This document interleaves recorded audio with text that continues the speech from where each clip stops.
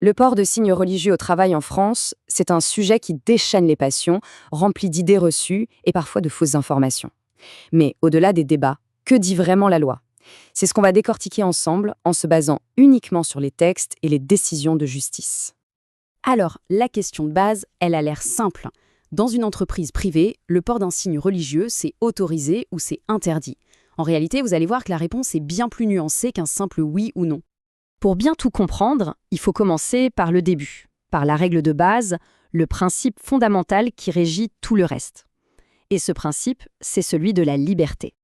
Et voilà le premier point, qui est sans doute le plus important et qui va à l'encontre de ce que beaucoup de gens pensent. Dans le secteur privé, la règle par défaut, ce n'est pas l'interdiction ou la neutralité, c'est la liberté.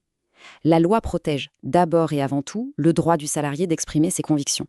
Et c'est là qu'il y a une distinction absolument cruciale à faire.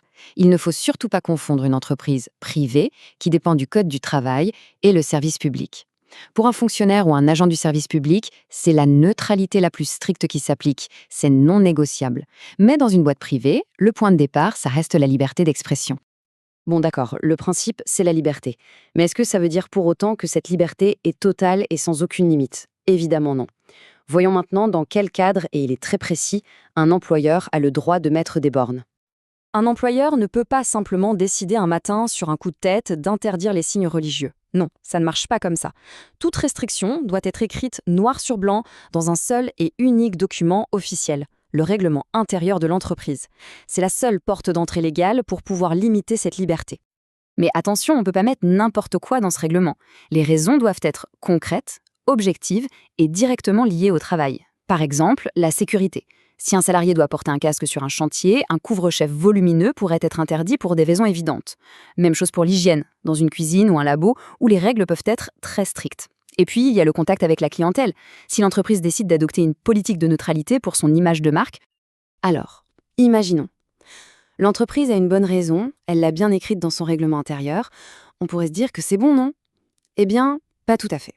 La loi impose un dernier test, une sorte de double vérification, pour s'assurer que la restriction est bien légale. Voilà les deux questions que les juges vont se poser. Premièrement, la restriction est-elle justifiée? Autrement dit, est-elle vraiment indispensable pour le travail demandé? Et deuxièmement, est-elle proportionnée? C'est-à-dire, est-ce que la mesure n'est pas excessive par rapport au but recherché? Par exemple, interdire tout signe religieux à un comptable qui ne voit jamais aucun client, ça serait très probablement jugé disproportionné. La théorie, c'est bien beau, mais dans la vraie vie, comment ça se passe? Comment les juges tranchent-ils concrètement? Pour le savoir, rien de mieux que de regarder quelques grandes affaires qui ont vraiment dessiné les contours de la loi, en France comme en Europe. En France, le dernier mot revient souvent à la Cour de cassation, le plus haut tribunal judiciaire.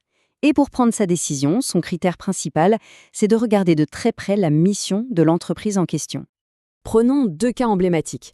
D'un côté, on a une caisse primaire d'assurance maladie.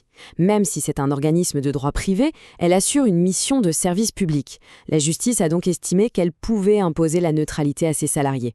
De l'autre côté, la fameuse affaire de la crèche Babylou. Là, la Cour a conclu qu'il ne s'agissait pas d'un service public, donc pas de principe de neutralité qui tienne. Les seules restrictions possibles étaient celles très encadrées du Code du travail, justifiées et proportionnées. Mais cette question ne se pose pas qu'en France, loin de là.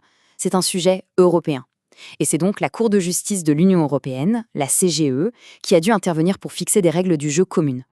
Et le 14 mars 2017, une décision très importante est tombée. La Cour européenne a dit, en substance, non. Interdire le port de signes visibles au travail n'est pas en soi une discrimination directe.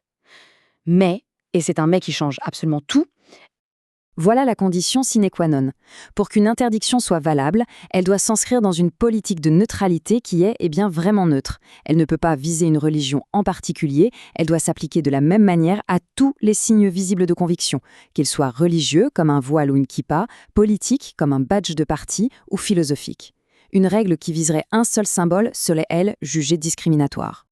Alors, au bout du compte, que faut-il retenir de tout ça? Quel est le grand équilibre que la loi essaie de trouver?